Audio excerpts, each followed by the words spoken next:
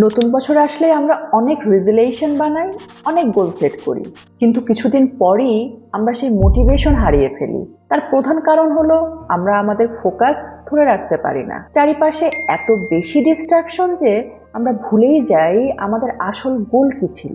তাই আমাদেরকে এমন একটি সিস্টেম বিল্ড করতে হবে যাতে আমরা আমাদের ফোকাস দীর্ঘক্ষণ ধরে রাখতে পারি। আমি আমার 2026-এর নিউ স্টাডি সেটআপের জন্য যখন শপিং করছিলাম, তখনই আমি আরো 3টি আইটেম নিয়েছি যেগুলো আমাকে আরো প্রোডাক্টিভ এবং ফোকাস থাকতে হেল্প করবে।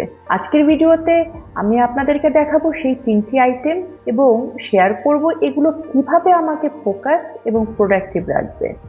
প্রথমেই আমি একটি ছোট হোয়াইট বোর্ড নিয়েছি, যার সাথে আমি পেয়েছি 4 কালারের মার্কার এবং ডাস্টার। শপে যখন এটা দেখছিলাম তখনই আমার মাথায় আসলো এটি হবে আমার 2026-এর ভিশন বোর্ড। আমাদের ব্রেন ছোট ছোট ডিটেলস মনে রাখতে পারলেও অনেক ইনফরমেশনের ভিড়ে বড় লক্ষ্যগুলো ভুলে যায়।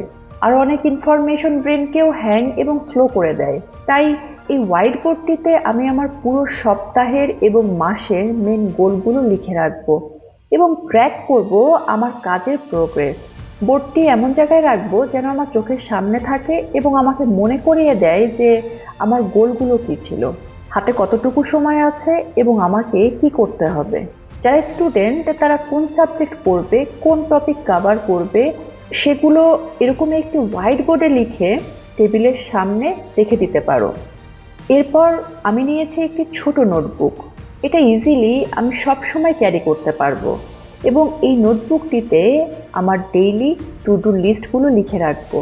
প্রতি রাতে আমি পরের দিনের জন্য মাত্র 3টি গুরুত্বপূর্ণ কাজ আগেই লিখে ফেলবো এবং দিন শেষে আমার কাজের প্রোগ্রেস ট্র্যাকিং করার জন্য এই নোটবুকে একটি ফরম্যাট রেডি করব। যারা স্টুডেন্ট আছো তাদের অ্যাসাইনমেন্ট ডিউ ডেট, এক্সাম বা ক্লাস টেস্ট এবং সাবজেক্টগুলো লিখে রাখতে পারো। আবার কোন সাবজেক্ট বা টপিকে কত সময় দিলে সেটাও রেকর্ড রাখতে পারো। নেক্সট আমি নিয়েছি একটি টেবিল ক্লক বা অ্যানালগ ঘড়ি। আপনাদের মনে হতেই পারে যে স্মার্টফোন থাকতে ঘড়ির কি দরকার, কিন্তু এই ফোনটাই আমাদের মেন ডিস্ট্রাকশন।